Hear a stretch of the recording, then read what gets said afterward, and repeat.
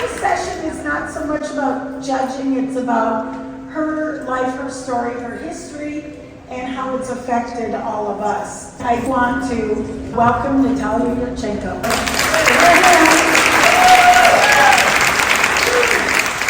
I don't think that there's anybody in the gymnastic world, unless they're in preschool, that doesn't know the name Yurchenko. So think about that my God, everybody in this building knows her name. They just haven't seen her yet. So Natalia was born in Siberia. She competed for the USSR. She started gymnastics at age 7. Her coach decided, oh, she might have some talent. So her coach took her to a very famous gym in a part of Russia, the same gym that Lyudmila Teresheva trained at. And Natalia, is it Shapashnikova or Shapashnikova? Shapashnikova. So it's really cool to be able to meet somebody who is the name. And I don't know if any of you guys remember back in the day when we first introduced the round-off entry vault, we all had to take a clinic and get a card, a membership card, that you had attended that in order to train it and judge it and everything. That was a long time ago. It was probably in the 80s somewhere. In 1983, she won the all-around at the World Championships. The FIG named the vault and put it in the code of points as the Yurchenko vault. So that's where it all started for her. She kept competing until 1986, and she retired. She did coaching, she did some judging there at Astra. She didn't like it so much. So, in the USSR. So she has experience in so many different ways. In 1988, she got married, and her husband's name is Igor Sklyarova. They got married, and then they have a daughter, and her name is Olga. And they immigrated to the U.S. in 1999.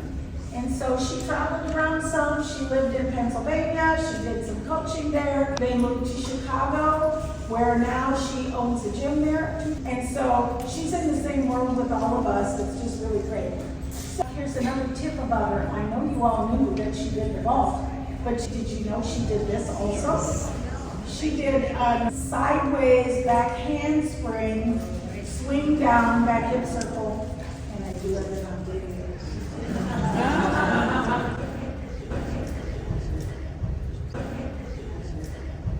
Yeah, that was a funny story how this skill was created. So usually on the beam, our choreographer worked with us to work on artistry.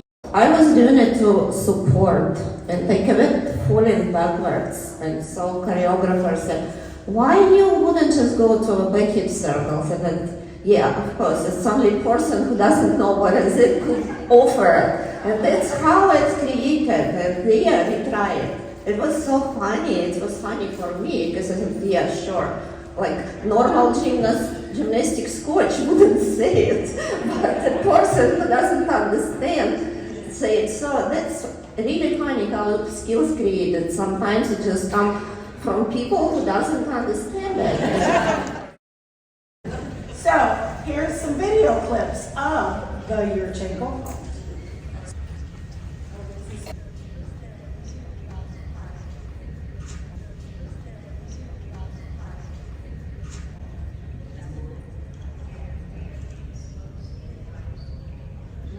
Look at that. How cool is that?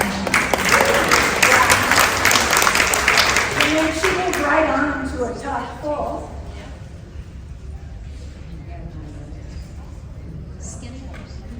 She knows how to land. And then she goes to lay out.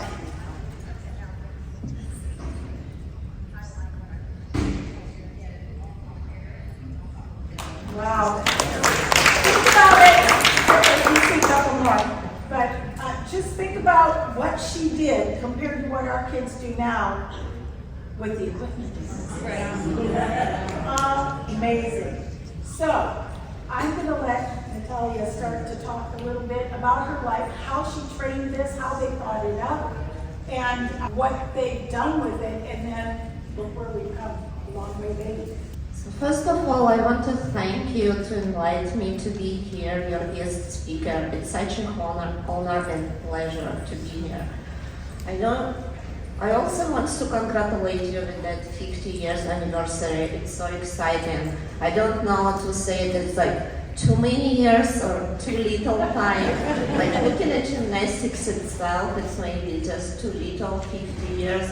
But what you guys come through, like created such a great system of judging, structure, business model. So gymnastics, USA Gymnastics is best of the best right now. So really good job. So yes, thank you very much. So let's talk about a little bit how it was created. Probably most of you heard this story. So our coaches been very creative in that time. Like our generation and that 80s, after 80s, was a group of tricksters, because somehow, I don't know, in our country, they started to do open code. So we get scores like 10, 5, 11, so we were awarded and have bonuses for performing tricks. And so coaches was very creative and tried to create a lot of new things. So throwing us into those skills that never been performed. I would say it wasn't really technically correct. We mostly like choking the skills, and coaches together with us just try to develop technique and drills, how to learn and how to perform skills safely. So one time our coach, Vladislav Rastarotsky, came to the gym and said, we're gonna try to do round up on the board, big handspring, and flip into the pit. I said, okay. What? So, but okay, and he said, okay, we know that he knows what he's doing, so that he always stated that we all have to have unique skills. If you want to be a successful gymnast, you have to have something that nobody does. And so if you have it, then you'll see success will come. So we knew that we have to have unique skills. We trusted him and we tried. So we start mats. In our gyms, even many years ago, we always have foam pits. So all our gymnastics actually was created in a very safe environment. So it was safe. We have a lot of trampolines that we were trying. Trampoline was every day in our workout, same as a ballet. So it was so many years ago, but I remember like we were doing those skills just in order to be prepared for the skills we need to learn on the actual equipment. So we put stuck mats against the pit. It was a little tricky to like find the setting, but it wasn't that difficult. So when we start doing it over the stuck mats, of course we jump high first. Then in the first practice, I think the group of we had a group of girls who was working on it. So we start doing it right away, tuck, layouts, full. One girl, we had one girl who was like a real trickster. She did double back actually on that vault into the pit. So it was cool. So we felt that it was so cool and it was so much easier and it's created such a good block. At that time when we tried this vault, we already been advanced in a vault. So all of us did soup full or soup layouts, and so just jump to round of the handspring. It just shows us how much easier and how much more power we can really develop for the second part. So it wasn't hard transition. It was exciting transition because it was easy. It was a little tricky to perform it on the knee at first. Because at practices we can use the hand mat. We can use the panel mats around the board. We can even use like a spin flat on the horse. So it was very safe. I don't remember we had anything happening during practice time. But when you come to the meet, it was a little tricky because, like I said, we didn't have hand mat, we didn't have safety zone, and it was hard to adjust. It took some time and several competitions to adjust yourself to that. Because usually on the meet you come and you so pump up and you run faster, and for soup or front entry it's good because it gives you more power, more speed, and your angle of the block, and so usually you perform better at the meet. With this vault, it was a little tricky, like I said. You don't need to run faster than you did at practice because you would jump over the board or you would jump over the horse. So we had some falls, I remember at first. Hardest part was not to miss the board because we didn't have that hands mat. It was not easy to make, and we're not allowed to do any marks, I can remember. So no marks, no hands mat, so the most trickiest part was not to miss the board.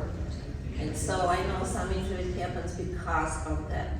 And I was very grateful to people who created the hands mat, the safety zone, changed that course. It was kind of weird to see the table. So that's how what was created. Did we know that it's going to be so revolutionary? Maybe not, but we felt. Yeah, we felt that this will have a lot of opportunities to do the biggest vaults and bigger vault than from the end.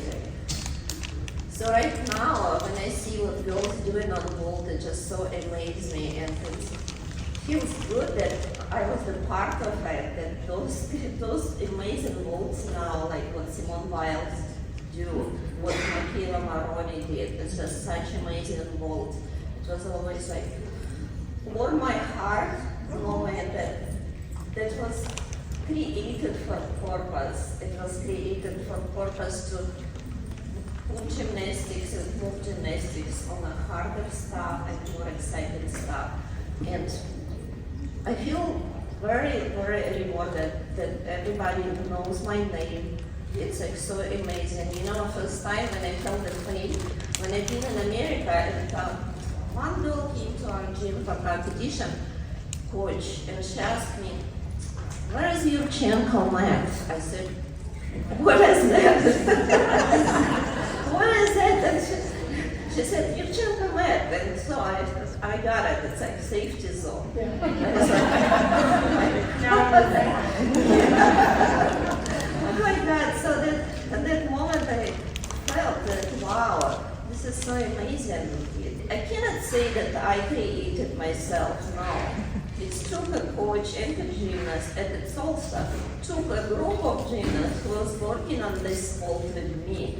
And we worked together, we competed together. It just happens that I was the first person performing in the international arena. And so I want to thank all of them for doing that work. And now we have this vault, and we all like so happy to see how it turned out. Did you say that, did I see that there was actually a man that did it, but the man didn't want to use it? So it was a man, Valery Yurchenko from Belarus.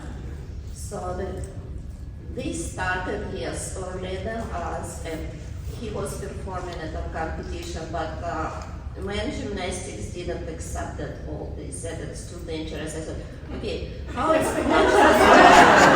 Dangerous for us. For us, it's more dangerous. So, but I think it's also depends on how coach can prove that this is what we need to accept. And I think my coach was very good at it to prove and to convince people this is the future, and we need to do that. And I'm going to ask her some questions just about, how it was and how her life has been, because what a big transition. Like, I've only lived in like Minnesota and Florida. So I haven't had to live in another country.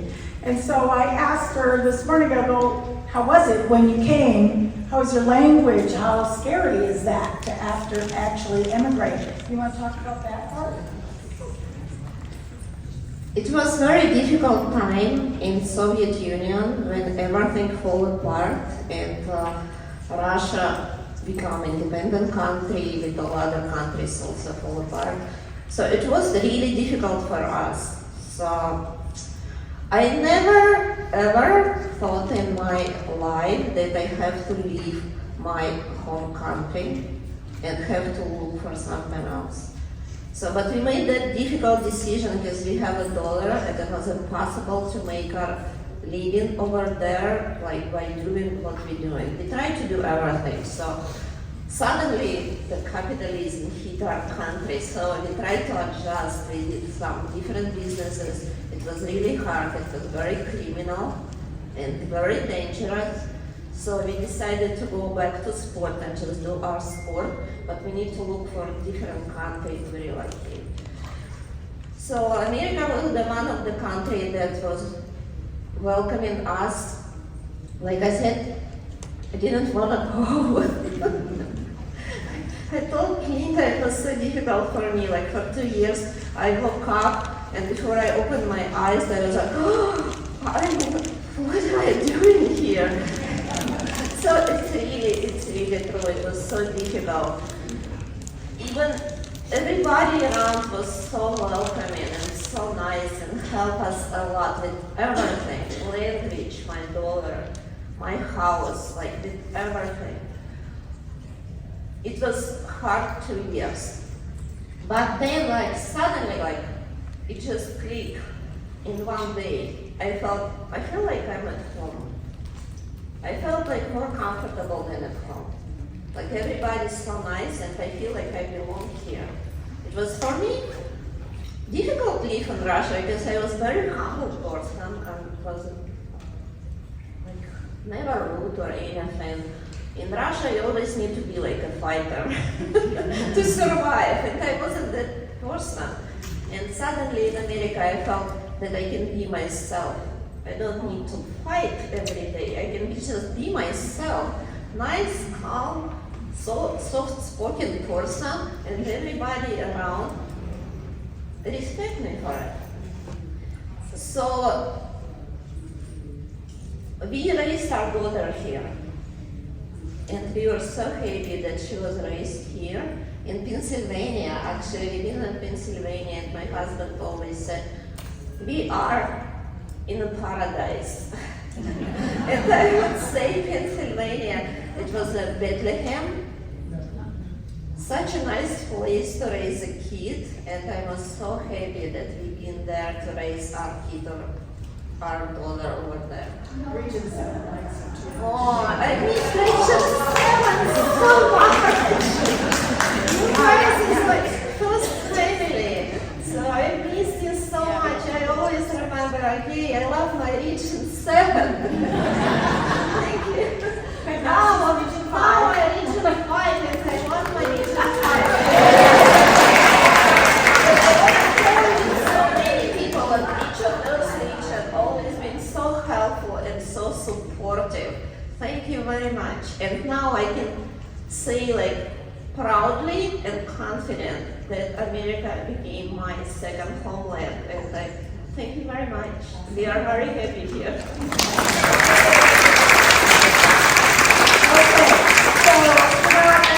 It's heartwarming to think that she's had, struggles. And just like all of us that do gymnastics, have been in gymnastics, she's been through all those things too. And now as a gym owner, all the COVID and everything else to have to overcome in the last few years has, been horrible for everyone. But I do want to just make a couple points that yes, she is a household word in gymnastics, I gotta say. And every Olympic medalist on vault since '88 has done a Yurchenko vault. So you're now also the Olympic champion as well. So what we want to talk about for a minute is the equipment. All right. Did you see that springboard that she jumped off of? It was like a rooster board. And that had very little spring. They had no hand placement mat, no safety zone, no springboard. And so she was telling me this morning when she came for competition here, and there were springboards. So tell us how that worked. Maybe some of you been on that competition when I performed this vault in America. I think it was before 82 I mean, it was before. Yeah? So Vicky here, yeah, so you remember it? So it was horrible because like she said that our board was not that stringy and we came here on AMF, Or AMF. had the springboards. Wow. It wasn't possible to adjust that vault, so we were just like jumping up. And I remember I told her, I saw the poor judges was looking like waiting for tragedy to happen. We couldn't really like make nice block, and we have to flip. So I was happy that I wouldn't be judged that vault at that time, because I don't know who was judges, but I'm sure they were terrified to watch what they do. Yeah, so that was the difference. Then we adjust, but it was different. Like from no springboard to springboard, it was kind of adjustment. Oh, yeah. So, you know, thinking about that, how that was for her, think about our level 8 gymnasts in January. You know what I'm talking about. And how scary it is to judge vault because it's their first time flipping. And in January, you know, they've been in their gym, like she was saying, they have mats all around. They land in a pit or they land on a mat on top of the pit and they train all that, but then they go to the meet. And so for our athletes at level 8, it made me think about that, how terrifying it is for them to do it in the meet the first time. It's not so much the gym, it's in the meet. So a couple other things, just questions. Do you think this would become such a famous vault when you did it? I mean, do you have any idea? Since you were the first to do it. I don't think I thought about it. I knew that it was going to be progressive vault. I knew that, but I didn't think that far. That like it's gonna be famous vault and it's gonna have my name. Of course, I didn't. Forever and ever. And now, you know, once she did this, then the vault progressed into the round off with a turn onto the table. So half turn, full turn, it's just gone again and again and again. And because we can see the evolution of this sport, it's just really exciting to see it from the beginning. And look at how she did that layout in the very first meet. That was like, how many kids today look that good with all the stuff they have? So, pretty amazing. But I do want to ask you, what do you think about judging today? She has a gym, they have meets. Judging in our country for us, I know you're a coach, but any comments for the judges you'd like to share with us? I think you do a great job. I cannot imagine how you can judge vault and be like so meticulous and like so correct with like comparing different vaults and all the phases on this vault already described and have deduction and body position. I think it cannot be any better. So I mean, I'm always amazed how you guys judge on vault and so many vaults and no comments on it, just a great. So was vault your favorite event? No. Yeah, it was like always more great time to do that vault. So it was really like no. No, what was your favorite? Lars. Yeah. I can tell you, I've never been a good competitor. So if I would be in America and I had the choice to be competitive gymnast or just do gymnastics and not be competitive gymnast, I would choose be not competitive gymnast. But because in our country, if you want to do gymnastics, you only can be competitive gymnast to allow to do gymnastics. So I became competitive gymnast. Yeah, I like it kind of. But I was a good competitor. I never had competition of my life. Like, I mean, I won some big events, but I could say that I never been satisfied how I perform on this event. I could do it better. On practice, I did it better. So I always was amazed with the gymnasts who can do better at competition. I had so many gymnasts now who I train, and when I go on competition, I was like, wow, I'm so amazed at you. How you can do it? They're good on competition. I'm so like and respect them for it, because that was what I was liking, and I was always like so nervous competing. Like I said, I never had competition of my life, and this is like big disappointment for me still, but it's rewarding to see, you know, it's rewarding to see my, yes, exactly, but it's rewarding to see how my gymnasts perform their very best in competition. It's like, wow, I feel so good. It's okay that I didn't feel it, but I feel good for them. Okay, so that being said, she never had the competition of her life. I want to ask her about 1984 because she was in her prime and the Russians boycotted the Olympics. So how did you feel about that? Not very good. That was really bad year for me. So first of all, I got injured on the 1983 World Championship, and so I was recovering really difficult. So I didn't know if I can recover by Olympics, but I did. It was really difficult. And then, like 2 months before Olympics, we hear that we're not gonna go to Olympics, and so I said, okay, that's it. I never gonna go to Olympics. So all other girls in my team was younger, so they were upset, but they weren't upset that much because I remember it was a lot of pressure on us in preparation for Olympics, and I think young girls just feel like, oh, we're not going to Olympics, so it's like a little easier for us right now. So they didn't understand that for some of us it was only a chance. So I understand that it was last chance for me to get to Olympics. It was hard. Yeah, I'm sure it was, but yeah, and that was different. It changed everything. And then she did retire in like 86, 87. But what we're going to do now is we're going to walk through some vaults.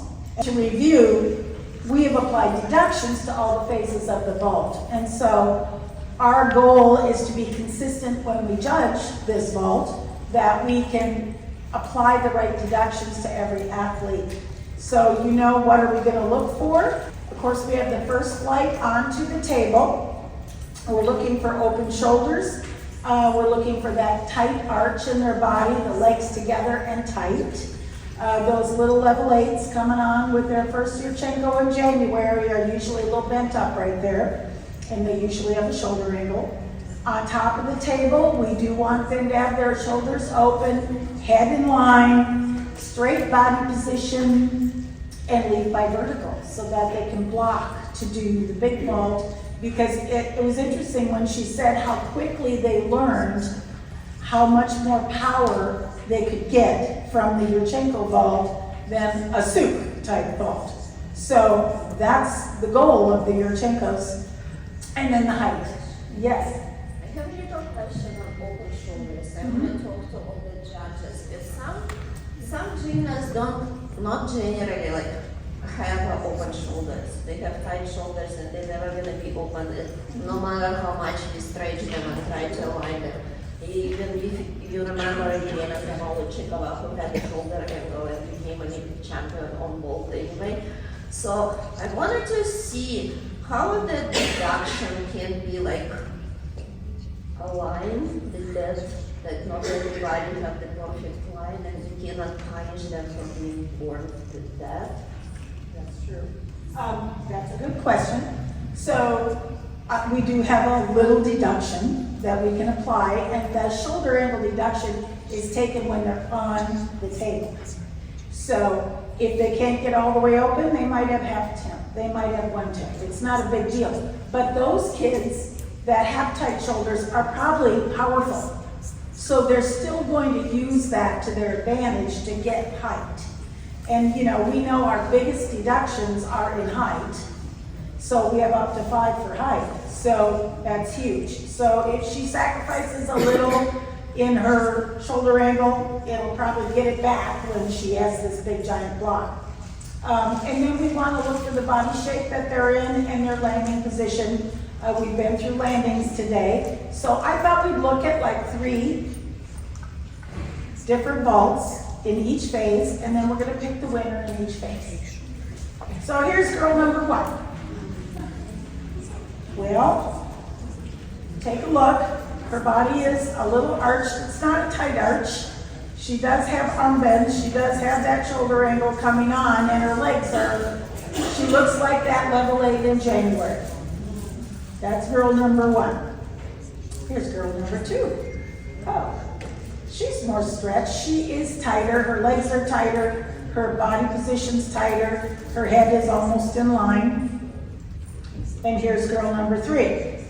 She comes on a little bit lower. That's not bad, but her head is in line. She has the right body line and tightness, and it looks like her feet are probably together. So the gold medal is going to go to which one? 3. She is going to do the best right there. Let's look at the support phase. Now the support phase is when they're on the table. So, excuse me, girl number 1, her fingers are still on the table and she's already twisting. She's already turning. We have deductions for early turn, but she does have kind of a broken body line, legs apart. So we're going to have a couple of tenths deduction in there for girl number 1.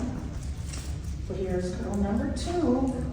So she's got multiple body segments on top of the table. So, and I'm guessing she's going to do a tuck because her knees are already bent.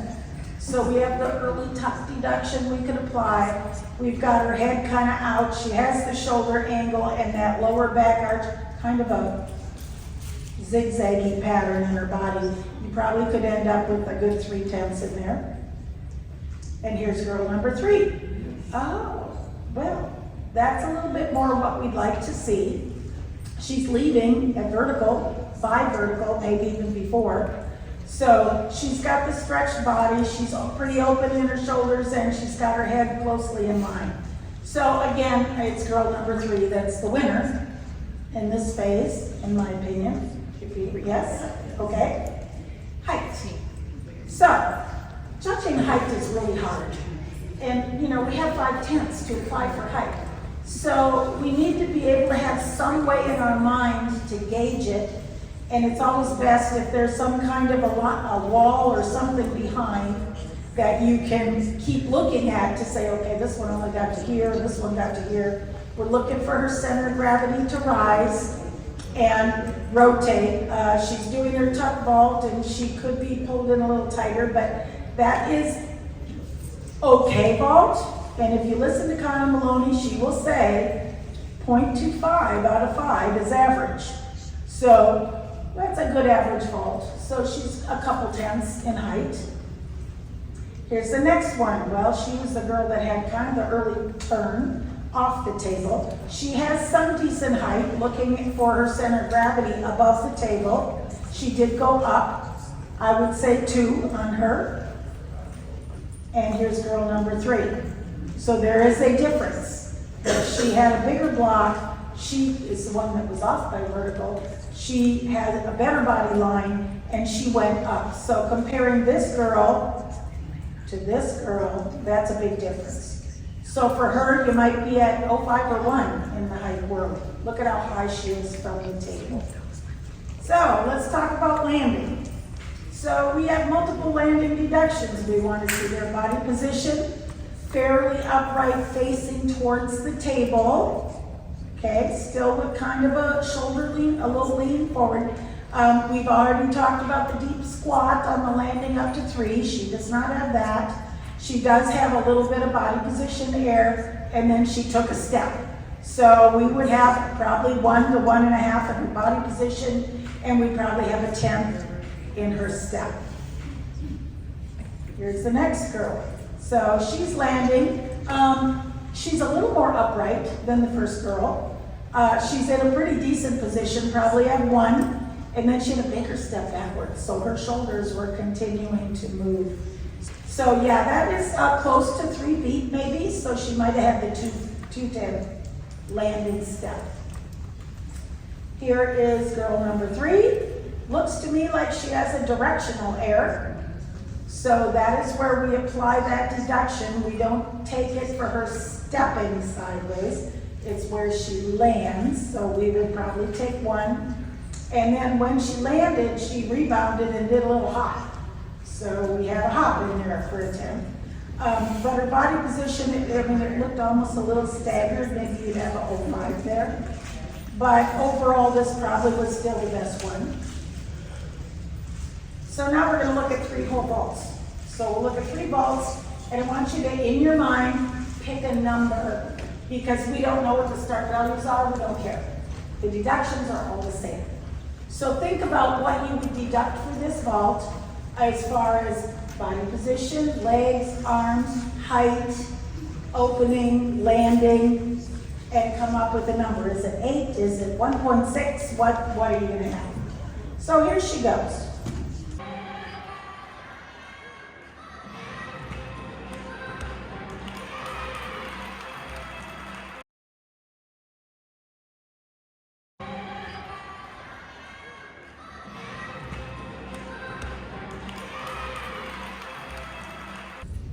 Okay, so do you think this is a 9.5 plus vault? No. I mean, if they were all the 10 will start. A 9.0-ish vault? Yeah. 8.7 to 9.0 type vault? 8.2 to 8.5 type vault? I think it's going to be in the mid-8s, mid to upper 8s. If it was a 10.0, she had some body position coming on. Let's do. And she's off. She's got knees, feet, head, some amplitude, landing position.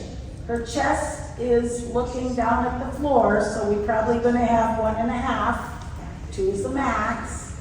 And then we have the steps, 1 to 2 on the steps.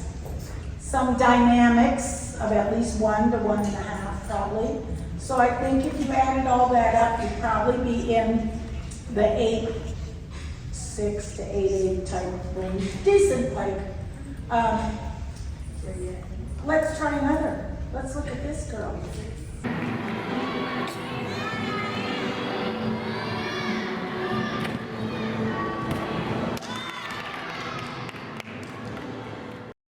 What does your gut tell you? Is it better or worse than the first? It's better. It's tighter. It's cleaner. It's higher.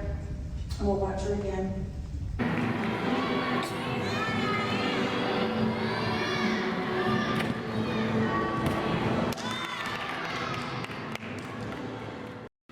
Okay, so 9.5 out of 10, 9.0 to 9.3 maybe?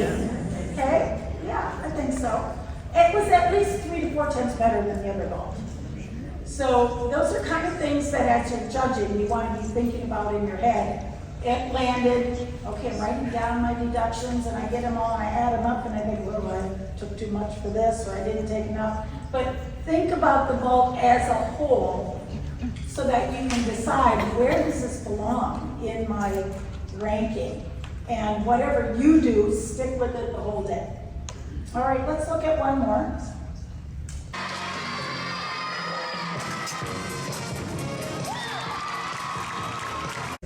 We liked her. Watch her again.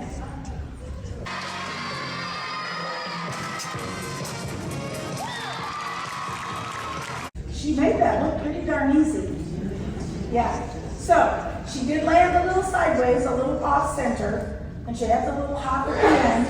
But looking at her body position coming on, nice and tight, open shoulders, great amplitude. Pretty tight in her twist. She had crossed feet, which of course we hardly ever get to see because it goes so fast, because she did a double. And maybe a 05 on body posture, but as she lands, I mean, her body is pretty upright. She's not bent over. And she has a little hop. You know, the first girl, if she was an 8'6", this better be a point better. If they were the same girl, which they were. Now, I'm going to show this, because we have come a long way, baby. And when we're done, if anyone wants a picture with Natalia, put it up in your gym. I'm going to make her stand over here. You didn't know that. But why not?